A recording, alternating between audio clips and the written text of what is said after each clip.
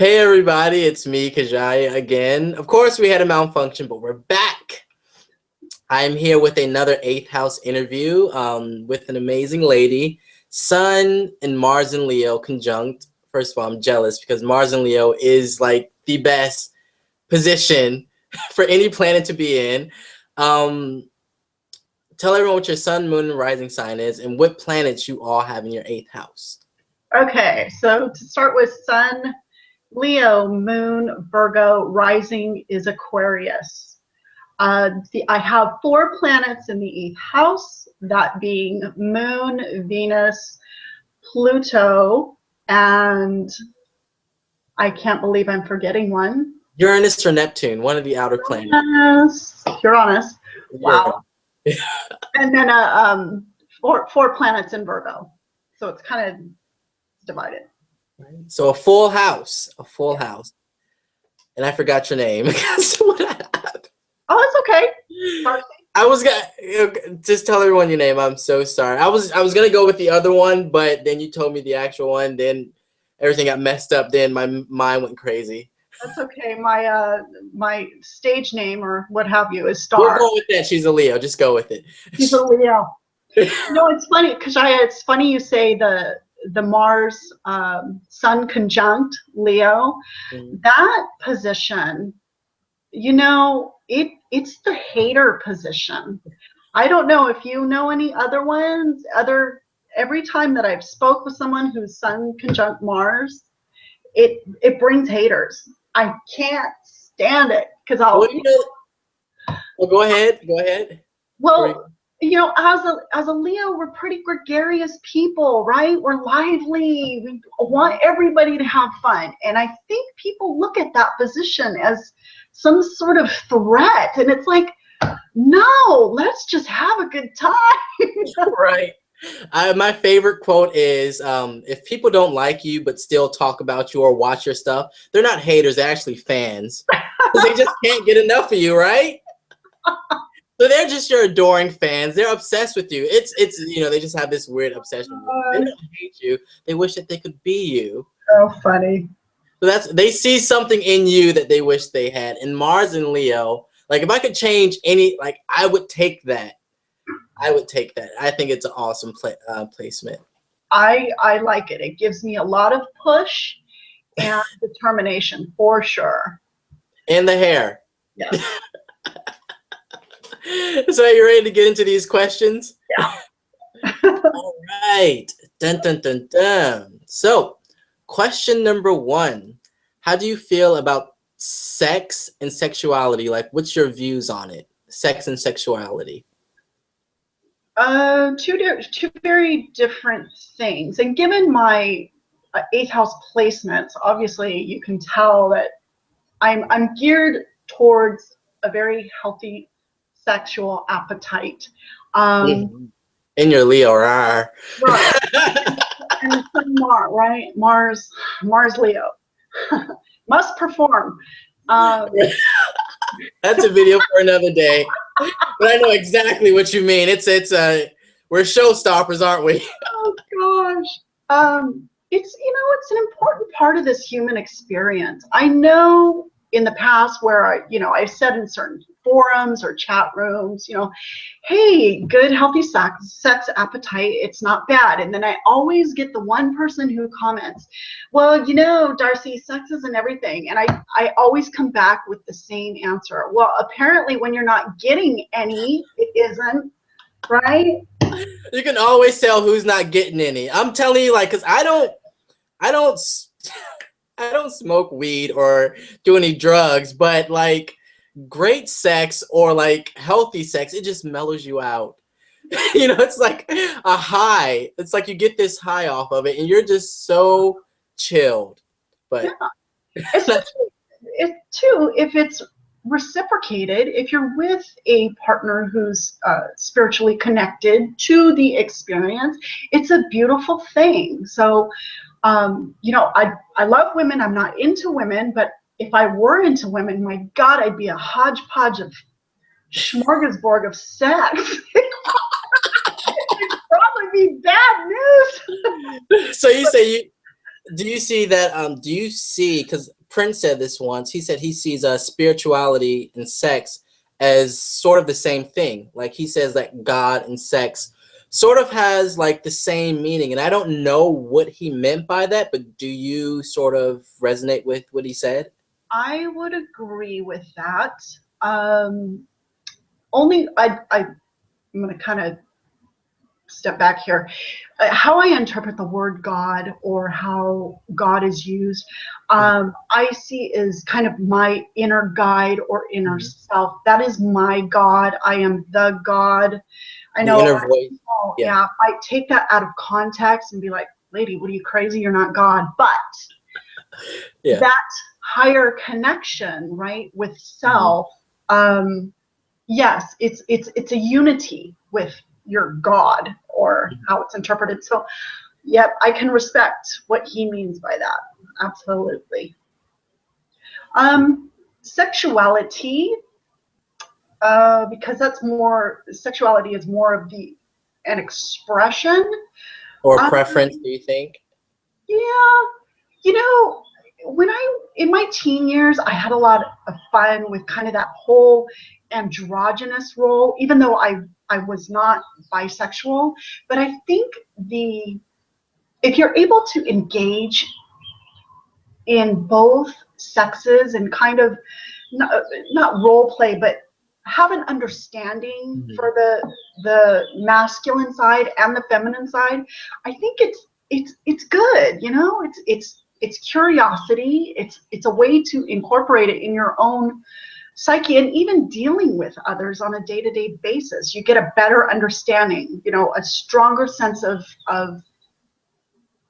you know, the other sexual part of yourself, that you're not, you know, I'm walking around a female body day after day, but I'm trying to understand the masculine part of myself. Masculinity in you.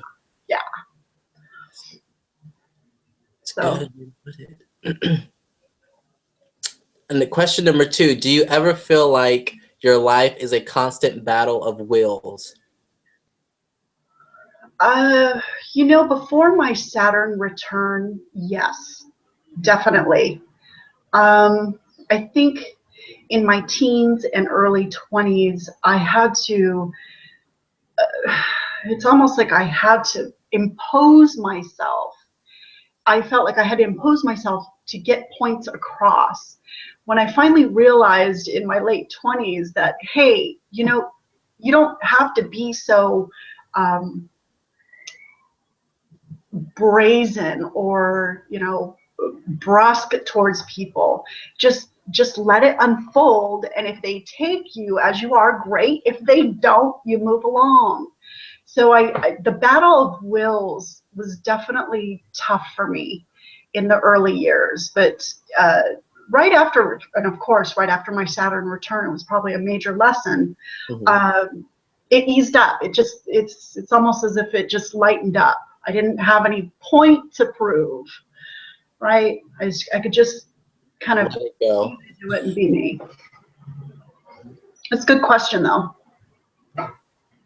I hate when I was gonna say, "Oh, thank you," I came up with it, but I did. But I try not to say that. Like people are like, "Oh, these are great," because I'm like, "Oh, I know they're great, aren't they?" It's a Leo thing. She gets it. That's why she's laughing. Totally. Okay. Question number 3. When it comes to relating to others or just being around people, do you find it really tiring? Like, just, you know, do you ever feel the need that you just need to really just step back and be away from everyone?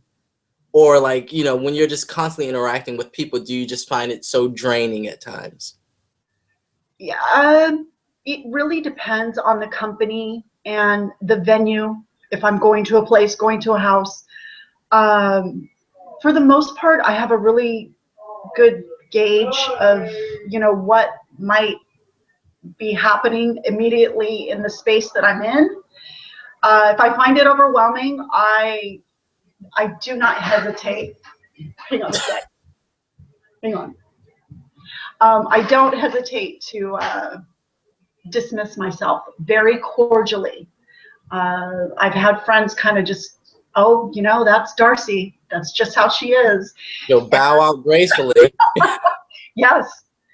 And at first, I think some of my friends were offended. Like, what are you doing? It's the greatest party ever. But depending on the element, if I'm overwhelmed, then I gotta go.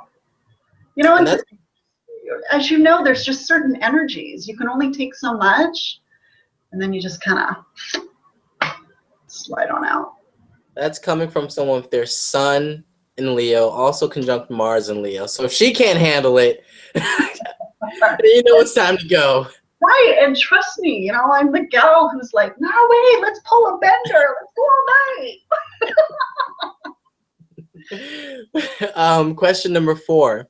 How well do you relate to other Scorpios? Do you feel like your 8th house stellium gives you a deeper understanding of them? I do, and I can usually recognize them right away.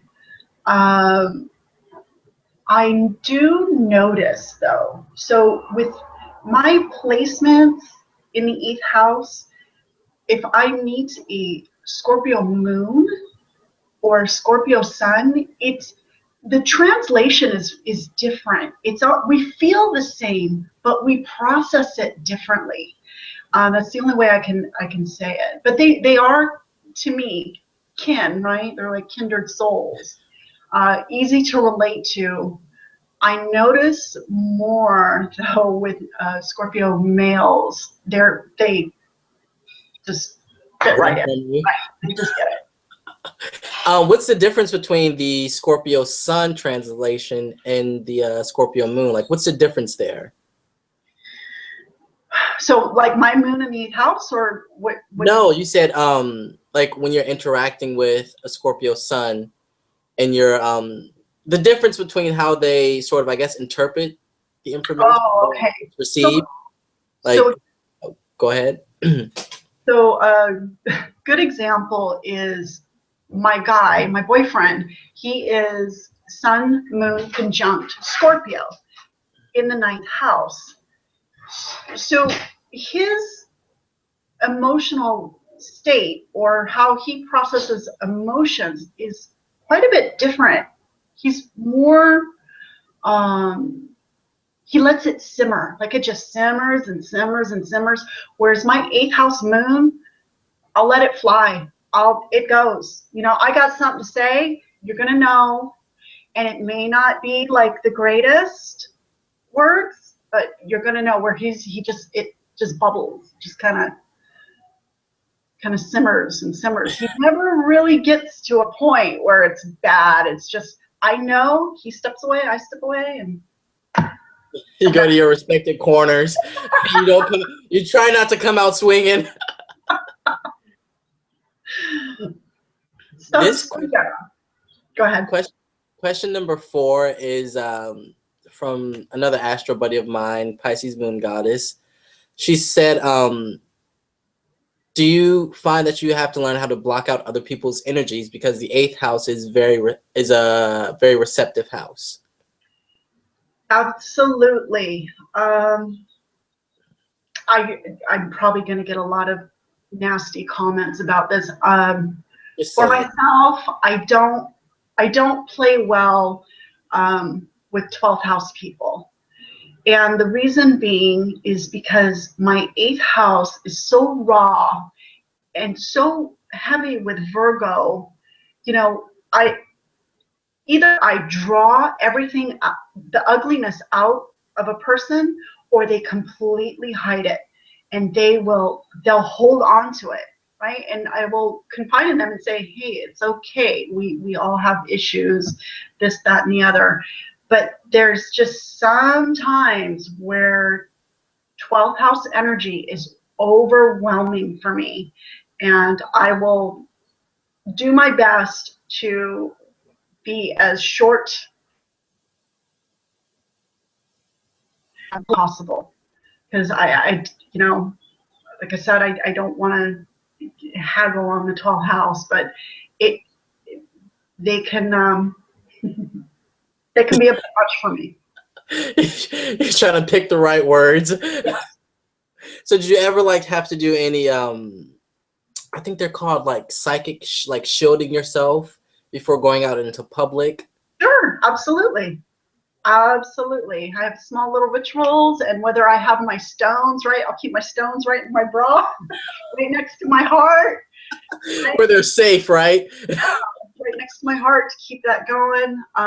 Absolutely. We're, especially I think with the moon Pluto I have, I ping people, kind of like a computer. You know, it's kind of like saying, hey, you know, I'm here. What do you have to say? I know other astrologers have pointed out that you have to be careful as an eighth houser because we act like receptacles, like trash receptacles. So, you know, you gotta, hey, keep it slow and easy, right? Keep that shit to yourself. Okay, keep that shit to yourself. Thank you. I'm really trying to watch my cursing here. It's like, you know, 2 a minute won't hurt anybody. Oh God, did you freeze? Yeah, it froze up. All right, we're back. All right. Question number 6: what great mysteries have you uncovered studying the occult? You shared with me that you've been studying it since your teens. Yeah. Right. So, is there anything that you've seen yourself that you don't think anyone else has seen or discovered, or when it comes to astrology, like what light bulbs have gone on in your head about certain things in the occult? Well, I have to back up here. So, as a kid, my fascination with numbers and images, that started long ago. And as I got into the study of occult, which was probably like I was 13, 14, I started to read the works of Aleister Crowley, you know, a couple other philosophers, and I noticed these certain patterns in just day-to-day existence, right? Whether it was city streets or even media, that there was repetition in certain things. So as I got more into reading and uncovering, because I'm not sure, you know, if the occult is always going to be a mystery. So to solve, I'm not sure if I'm ever going to solve it. But as these patterns developed for me, and dreams, especially dreams were a huge part of it, there was something I came across, I believe it was in 1986. I was talking with a friend of mine and mentioned, hey, you know, for years and years and years, I've had these dreams about two suns. And he turned me on to an alternative researcher. And that kind of blew it wide open in regards to studying what people call like secret. So late 90s, that's kind of been my thing. Yeah. What did you say? You said led into the story about two sons, and then Oh, yes. An alternative researcher. Yes. So, and then pick up from there. I'm sorry because you had froze. So I just want everyone to get okay. all of what you're saying, basically. Okay. So the dream interpretation took me to the alternative researcher, which led to kind of the study of secret societies, and that's just bloomed over the years. You know, I don't like to use the word Illuminati. I think it's so overused and so anyway. So in regards to my evolution in studying the occult, it's always been numerics, numbers and symbols for me. It's a language. Mm-hmm. So, and it's a developing language. It's a constant mystery. You know, and a lot of people say, oh, well, no, you're talking about numerology. No. It goes way beyond numerology. It's almost the, you know, I hate to be Hollywood about it, but it's almost the like the matrix, how the matrix is built, how all coding is built, you know, hence why we're on the web doing this. So it's that sort of fascination. Any mystery solved? Not yet. Anything I've seen? I've had my experience with certain paranormal happenings, but you know, that's a dime a dozen. A lot of people believe it, a lot of people don't. Well, share one of them. Share the, I don't want to say creepiest one, but share the that one then. Share the most creepiest one you've ever had. The creepiest, and you know, I don't scare easy. The most recent was 2013, and we were going to a venue that was not too far away. It was about an hour and a half away from home. So we decided to stay at a hotel, and my guy had researched this place. He said, oh, you know, it's really charming. It's old. It was built back in the 20s. Okay, great. On the way to the hotel, because I don't like to use the word clairvoyant, Kajaya. I'm more of what's called clairsentient. Yeah, that's the correct term for it, I believe, right? Yeah. Called clear seeing. Yes. Clear seeing. So on the way to the hotel, a flood of images came to me, and it was a little overwhelming, but I dismissed it, and I just said, hey, you know, this is not the first time. It is what it is. And throughout the evening, there were just some bizarre moments. One in particular was in the bar of this hotel. By the way, the hotel is called the Mission Inn. It's in Riverside, California. The bar of this hotel, there was an older man. You could tell right away. I knew right away he was a Vietnam vet, and I could tell that he it was probably post-traumatic stress disorder. And what was so incredibly, you know, a lot of people will say synchronicity, but it wasn't. It was just playing it out as it should, is what I was seeing with him, or as his motion picture, as his life motion picture. He was repeating, he was talking to himself, you know. It's just obviously stress. That was one just strange moment. And then another was our room, luckily enough, was one of the favorite rooms of some dignitary that used to stay there. I don't know, but all I could smell was the smoke from a pipe.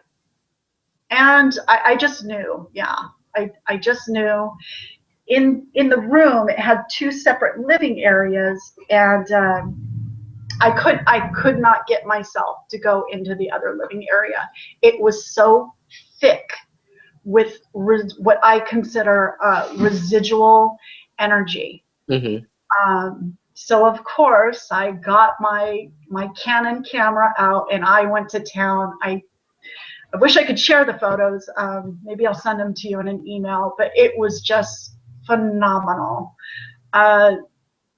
Normally with that sort of thing, I let it pass because it just is what it is, you know, and places are old and things are haunted. I didn't sleep much. I didn't sleep much. I just slept in the car. Yeah, normally I can get through something like that, but that it was Really heavy. Yeah, it was really heavy. So funny enough, I did the research after the fact, and there's some pretty bad stuff that went on there. We'll leave it at that. Okay. So question number 7. Yeah. Have you ever had lifelong issues around money? Because, you know, the 8th house deals with money and finances and taxes and other people's money. So, you know, have you had any issues around that? I haven't. There's actually just one episode or one time in my life, and it was probably the biggest lesson. money, for whatever reason, going back to the whole numerics thing and studying, you know, having a very keen sense for numbers, it's always come pretty easy. And it wasn't up until I went through divorce and my ex-husband really did a number on me in court. You know, you always hear the stories where, oh, she took me for all my millions. Well, it was reversed in my situation. And I don't look at his chart. I never did. There must have been something in his chart looking at mine to kind of gain from me, because he really took me for a loop. It was I felt like a sugar mama for a while there. It was pretty bad, but we live and we learn. yes. Beside that, no. I've always been pretty. It's probably the Virgo. I've always been pretty good with my finances and understanding how, because money truly is an exchange, and it's flow. That is one thing, though, that I would need to stress to eighth house people is, if you're in a partnership or you're in any kind of financial dealings, you need to keep that stuff separate. I'm a firm believer. I mean, even with my guy, we've been together for years, and this is my half, and do whatever you want with your half. we've just seen how it plays out. It's just best that way. So. All right, so question number 8, because you know the 8th house deals with constant transformation. Do you feel like you're constantly changing and reworking who you are as a person? Like maybe personality split, or just feel like you're constantly changing and growing as a person?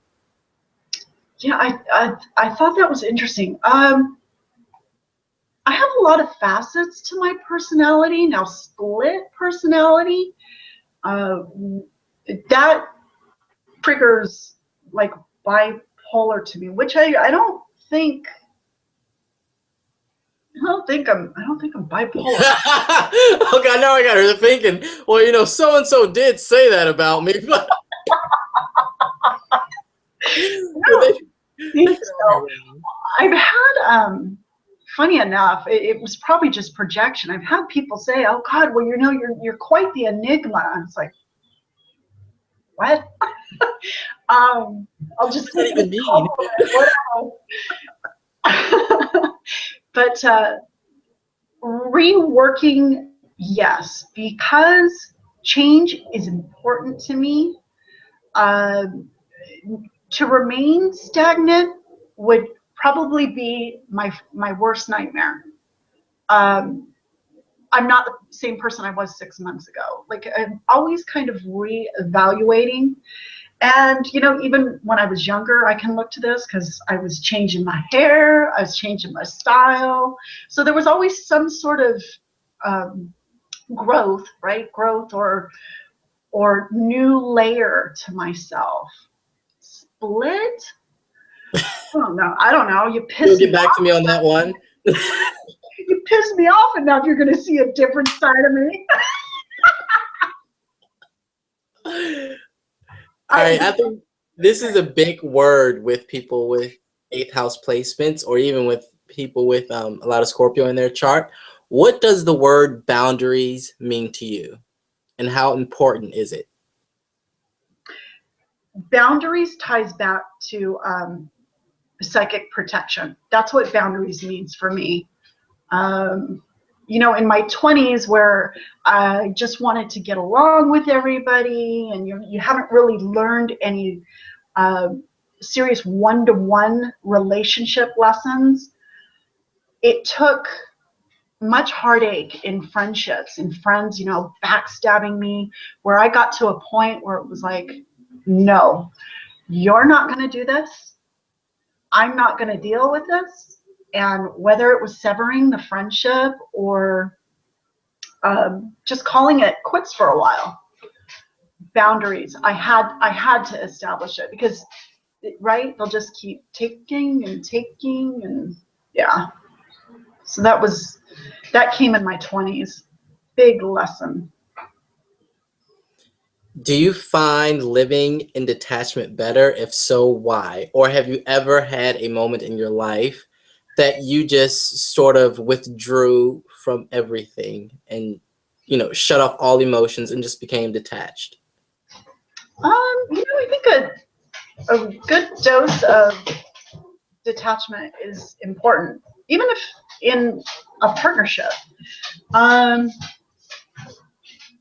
Opposite of detachment is, I would think, codependence. That's the way I translate it.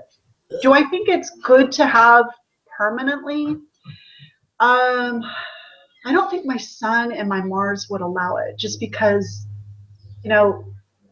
Libra is about the other person. Where I could ebb and flow with someone is probably best. So if I can have my detached time and, together time, that's probably ideal. To be completely removed, it's not bad. I think back on a few years where I was single and did not date. And that was fine too. It's all just kind of where you are in your life, I suppose. All right. So how did your childhood reflect your eighth house stellium? How did your childhood and upbringing reflect that?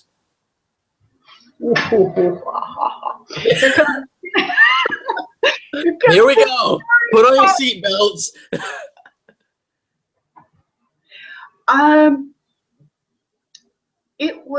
I knew very early on, I'm the youngest of 5, so I knew early on the players in the game and why my brothers were doing what they were doing, and why my sister was, doing how she interacted with my parents as well. This gets really hard for human ears to digest and hear, but I didn't have the greatest parents. My mom was very typical Moon Pluto. She's super obsessive, like jealous, obsessive, and me with my, Aqua independence, she suffocated the shit out of me. So, I took it upon myself at a very young age to rebel against her. That didn't stop. So where she would lay down the law, I would kind of push back. And I think a lot of my stellium speaks to inheritance, because there's stories in my family where the dynamics between me and my mom went on between a great aunt and her mom. So it's very kind of it's eerie a bit, because my mom's, now that was my lesson in depression. My mom's from crazy ass depression. I understand it. I was just like, lady, this is going to sound so horribly insensitive. Lady, get the fuck off the couch, man. Go find some joy, right? And I'm just this kid. It's a Leo thing. Right? It's not that hard to smile. I'm just this kid going, oh, what the hell's the matter with you? Like, get a grip. As I got older, boundaries definitely established with her. I had to. And my dad, I know my dad meant well. My dad was a Scorpio moon, by the way. Mine is too. Yeah. We got on emotionally. We did okay. But my poor dad was just my mom's pawn, right? So it was just this dynamic of watching this shit show, and me just you know, kind of this kid who is stepping back going, you people are nuts, right? What are you, dysfunction to the nth degree. So The intensity of the eighth house was really heavy in your childhood and upbringing. oh yeah, definitely. But it gave me such great insight to the psychology of others and why I was in it, and how I was responding to it or didn't respond to it. So it's kind of it's twofold. I know a lot of my childhood friends were just like, Darcy, you know, how did you do it? Oh, no big deal, you know, did my own thing, had my own life. This is kind of how it was. I really did my own thing. You hear of people, especially from my era, like the late 60s and 70s, because I was a latchkey kid. I kind of brought myself up, you know, it's just no big deal, just was what it was. So on the whole, I think it was beneficial. It was beneficial for my soul development. I can't really touch upon, you know, the family unit as a whole, but for me.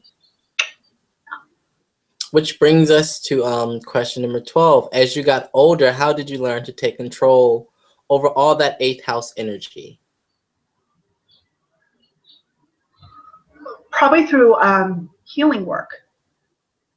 Yes, that was kind of my calling, right? Because with all that trauma and you know, warfare on your psychological state, you learn very quickly your healing abilities, for myself especially with all the Virgo. And I turned to Reiki as kind of my tool to expand on that and kind of harness the energy and even share that with others who were willing and able to kind of open themselves up spiritually to kind of heal themselves. So Okay. Well, this might sound like the 12th question, but what life-changing lessons have you gotten out of all that eighth house energy? Because it brings gifts. That's one of the things, like, because that's why I asked you, how did you learn to take control over it? Because I think when planets are in the eighth house, you sort of really have to take control over that energy, or it will take control over you and just consume you. So what life lessons have you brought out of that dark place?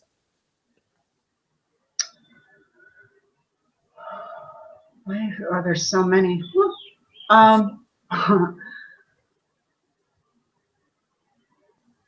It was probably the fact that I had to, so go backing up here, in my divorce for a little bit of time, I have 2 boys. I actually lost my boys, not as in lost custody. It was just a matter of very heavy custody battles. And I had to stop fighting him, because what I realized he was doing was simply, I know this is going to sound very odd, he was trying to one up me, when I just had to really realize that I had to let go, let the universe tell its tale, and once it did, it would all come back, right? And my boys would come back. It is the letting go of things that are so near and dear, that your world can be blown apart. You think you're the only person suffering, you know, this dark bottom well, and then once you realize you just let go, it all comes back. It all resurfaces again in a new light, right? That transformation sort of thing. realizing when it's a death of something. Yeah, Not yeah. You know, your kid custody battles suck ass, man. It was horrible. You know, and to see kids go through that was even worse. That was the whole thing for me. You know, their mental state, but we've all gotten through it, and it's okay now. It's good. Glad to hear that. Question number 14. What is the most challenging aspect of having an 8th house stellium? All the year, controlling the intensity of it and being so compacted in that energy. I know traditionally in astrology, I'm to look at the 2nd house, right, to get to your opposite house. So I've actually tried to look into that, right? What are my energies so heavy in, and what else can I explore? What other sides to I call it the wheel, what other sides to the wheel could I embrace and not just be so intensified in my feelings, or, you know, my passion for art, or my love of writing. You know, I've tried to, it's almost like slipping on, oh, I think I'll slip on the suit of a Taurus today, or I'll slip on the suit of a Cancer today. So I think it's deflating some of the intensity. All right. Why do you believe you have this placement? I think it's karmic. I think when planets go into the 8th house, it's a very karmic thing. So why do you feel like, what does your soul tell you about why you got this placement?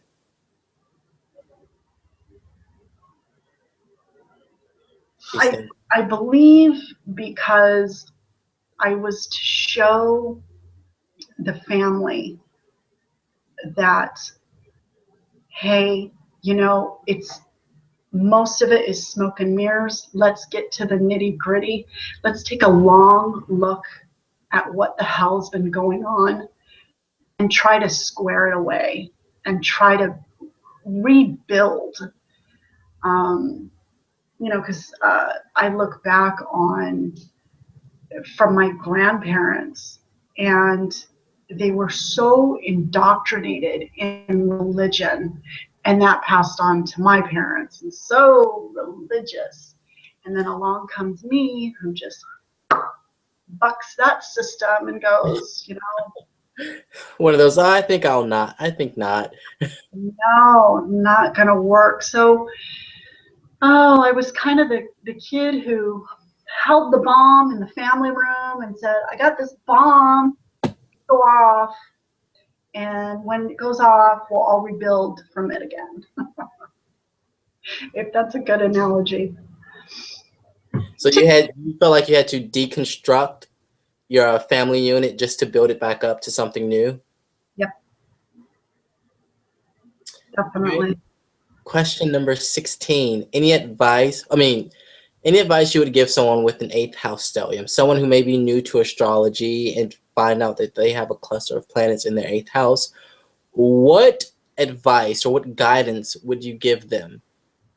I've seen that many a time, and you can almost see the person reaching out for help. What would I say to them is,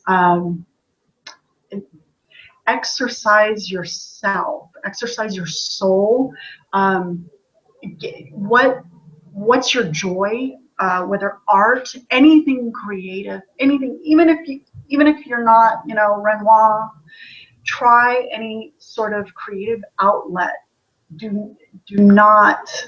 Anytime I've seen someone with an 8th house who's not aware and they stuff it, it's detrimental. It's undeveloped. I've suggested to some types, hey, try some yoga, try some meditation. You know, and at first they're kind of like, what are you talking about? But slowly you'll see them come around, because it's, once again, just discovery of all this inner, I don't want to call it angst, all this kind of inner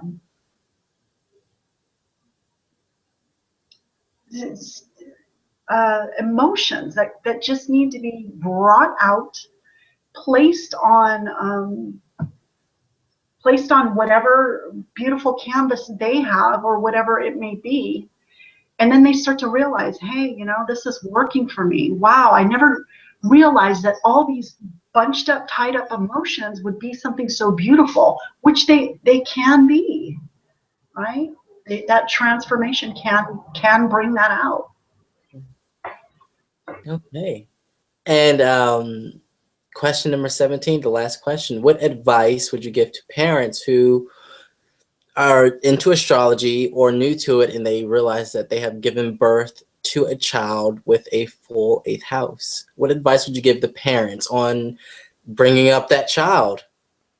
I've seen that too, and actually responded. It's so important to realize the freedom that 8th house people need, meaning the freedom to exercise how they feel.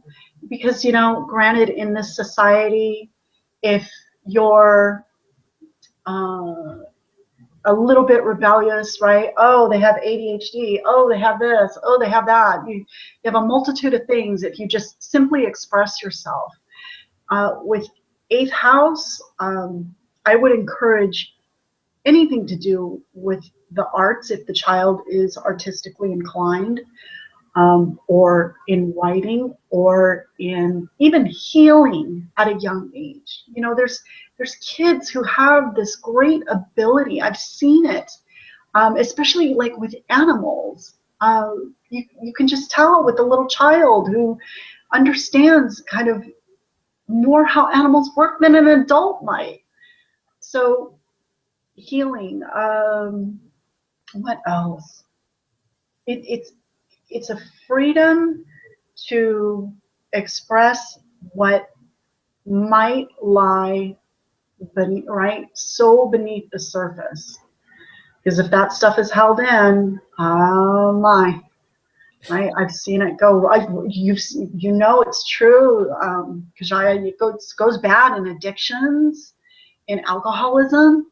So it's a big freedom thing for me. But then again, I might be talking from my own experience. All right, so those are all of my questions. Is there anything you want to add or share with the world about having a stellium in the 8th house? I think we covered it all. Once again, I know I'm kind of pressing this point in regards to resources, because it can be one way or the other, especially if you've got Venus there. You may benefit from others, or someone else may benefit from you. It's really important to get a handle and understanding on financial or finances and how they work in general. I'm not saying money is the end all or, you know, the most important thing, but unfortunately in this realm, we need money to function and to live and to pay rent. So I do want to stress that point. And boundaries. Boundaries. All right, well, thank you guys for joining me again. I hope you enjoyed this interview. I certainly enjoyed talking to you, Star. Comment below, everyone, on what you thought about it, and thank you again for watching. Bye.